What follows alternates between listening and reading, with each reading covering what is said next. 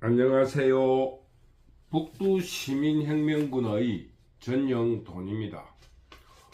오늘의 강의는 지금 현재 한국의 언론의 상태가 어떤 것인가, 어떠한가에 대하여 북두시민혁명군의 소견을 말씀드리도록 하겠습니다. 언론은 상권 분립의 원리로서 국가의 제4부라고 할 만큼 중요한 위치에 있습니다. 공산주의나 독재정치 혹은 민주정치와의 차이는 언론의 역할이 어떠한가에 대해서 분석함으로써 그 판가름을 할 수 있습니다. 즉, 공산주의나 독재정치는 국가나 혹은 공산당 또는 독재 정권의 나팔수 역할만 한다고 할 수 있습니다. 그러나 민주사회에서는 정부기관의 나팔수로서의 역할도 없다고 할 수는 없지만은 그것보다는 정부의 감시나 비판의 기능을 훨씬 더 크게 하고 많이 한다고 할 수 있습니다. 그러므로 언론의 자유가 얼마만큼 활성화되어 있는가를 알아봄으로써 독재정치인가 민주정치인가를 알 수 있습니다. 과거 군사독재 시절에는 권력이 무섭기도 했거니와 권력이 군사정권에 집중되어 있기 때문에 독재정권이 마음만 먹으면 무슨 일이든지 할 수 있었습니다. 따라서 언론이나 혹은 기자들이 개인들의 욕망을 충족시키기 위해서 자발적으로 협력을 했습니다. 물론 권력이 무서웠기 때문에 강제적으로 협력하기도 했고, 또 권력 집중에 의해서 기자 개인들의 야욕으로 언론에 자발적으로 협력도 했습니다. 그러나 민주화가 성공적으로 이루어졌다고 판단하는 야당이 정권 교체에 성공함으로써 진정한 민주정치가 이루어지고 언론이 정상적인 역할을 함으로써 국민들의 신뢰와 응원을 매우 많이 받았던 시절이 있었습니다. 그러나 민주화라는 이름으로 야당이 정권 교체를 성공한 어느 순간부터 언론도 진영의 헤게모니 싸움을 시작해야 된다면서 공산좌파들이 노조를 중심으로 언론계의 진지를 만들기 시작했습니다. 그러면서 언론이 본래적인 기능인 정부의 감시와 비판적인 기능을 넘어서 언론이 반정부 혹은 정부를 전복시키려는 역할을 더욱 강조하고 있게 되었습니다. 즉, 언론이 좌파 혹은 반정부적인 성향을 공개하거나 커밍아웃함으로써 당파적이고 진영 논리적인 구분이 뚜렷해지면서 확고한 구독률을 확보하게 되고 그들의 개인적인 야심을 성취할 수 있다는 그런 욕심을 부리고 있습니다. 따라서 그런 정파적이고 진영 논리적이면서 당파적인 싸움에서 언론은 더욱 반정부화하고 있습니다. 그런 상황에서 정치가, 정보가 너무너무 공개가 됨으로써 신화적인 정치를 하기 시작하고 정치 지도자를 팬덤화하는 현상이 나타남으로써 반정부나 노골적인 정부 전복 그리고 팬덤 정치에 따른 당파적인 친야, 친녀를 구분한 일방적인 나팔수 역할이나 혹은 인신공격 혹은 인격 희롱 등을 하는데 더욱 지면이나 시간을 많이 할애하고 있는 실정입니다.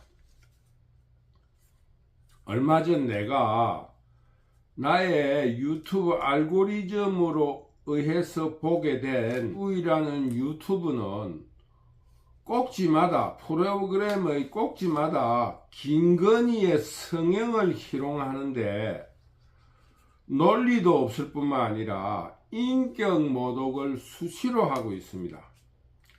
김건희의 몸매는 남성적인데 저렇게 골격이 크고 남성적인데 키도 크고 저렇게 날씬한 몸매를 가진 것은 갈비뼈, 맨 마지막 갈비뼈 2개를 떼어내서 허리를 잘록하게 만들었기 때문이다. 또는 김건희는 왜 목을 감추는 옷을 많이 입는가? 그것은 가슴 처진 것을 자꾸 당겨 올리는 가슴에 흔적이 있기 때문이다. 또는 턱은 본래 무턱이었는데 동글동글한 얼굴이었는데 얼굴을 길게 보이게 하기 위해서 턱을 만들어 넣었다. 시청자 여러분은 김건희가 TV에 나오면 어디가 바뀌었는지부터 알아맞혀 보자 라는 둥둥 방송으로서는 들을 수 없는 인격 모독을 수시로 하고 있습니다. 물론 그런 것이 아니라 야당을 지지하는 방송은 거의 이런 식입니다. 윤석열이의 정책이 나오면은 그 정책의 옳고 그름은 따지지 않고 무당이 했다, 재탕이다, 온갖 희롱과 인격 모독을 먼저 던져버립니다. 이것은 국가 지도자나 국가에게도 손해가 크지만 국민 정서를 해치는 매우 모욕적이고 아주 해로운 행위입니다. 물론 이것은 언론과 언론기관으로 되돌아갈 것입니다. 이런 현상이 나타나는 것은 군사독재와 같이 권력이 한 곳에 집중되기 때문입니다. 즉 당파성과 지역성을 가지고 있기 때문에 그 지역에서는 예를 들어서 전라도에서는 민주당이 자기들이 원하고 싶은 대로 할 수 있고 국민들을 속일 수 있고, 영남에서는 국민의 힘이 국민들을 속이거나 광고할 수 있기 때문에 그들이 가지고 있는 기관적인 욕망이나 개인적인 욕망을 충성으로 인해서 이룰 수 있다고 생각하기 때문입니다. 건전하고 냉정한 언론이 있고 국민들이 있다면 이것은 이런 인격 모독적인 방송은 당연히 비판되어야 할 그런 행위라고 봅니다. 그런데 왜 국가, 언론을 관리하는 국가기관은 그것을 모른 척하고 있냐, 이것에 대해서 저는 의심을 가지지 않을 수가 없습니다. 저도 유튜브를 하면서 잘은 못하지만은 국민 정서에 미치는 영향을 생각해서 될 수 있으면은 조심해서 하고 어느 순화에 공을 들입니다. 그런데 지금 현재 팬덤 정치 혹은 권력이 집중됨으로써 정당이 그들의 뜻을 마음껏 실현할 수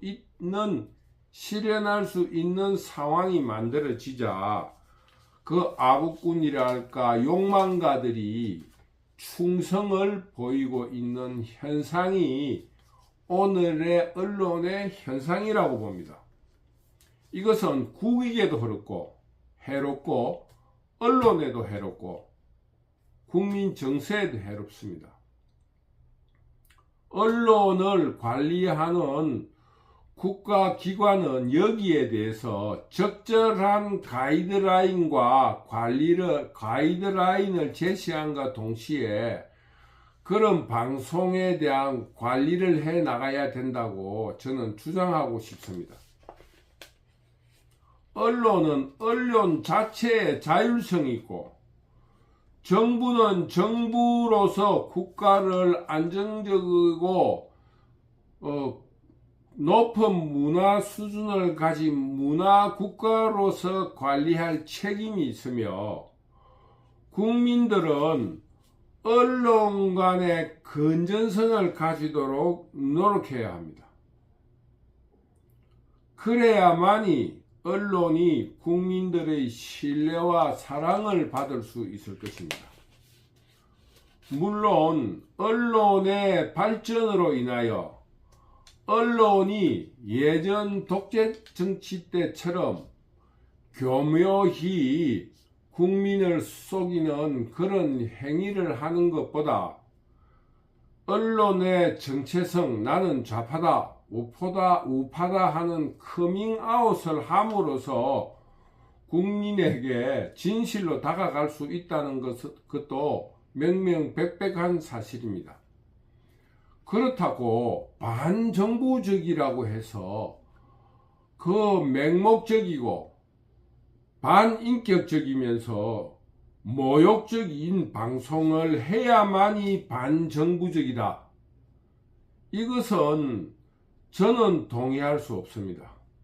따라서 국민들이 이런 언론에 대해서 배척하는 그런 건전한 언론관을 가지기를 간곡히 부탁드리면서 정부 기관에서도 언론에 대한 여러 가지의 관리 대책을 내놓아야 할 것입니다. 물론 지금 유튜브라든가 하는 개인 방송이 나타남으로써 언론의 자유화가 더욱 활성화되고 또 언론에 대한 다양성과 언론의 자유화가 더욱 활성화된 것은 사실이지만 정부기관과 국민이 언론의 자유에 대해서 이런 방종을 허용해서는 안 된다,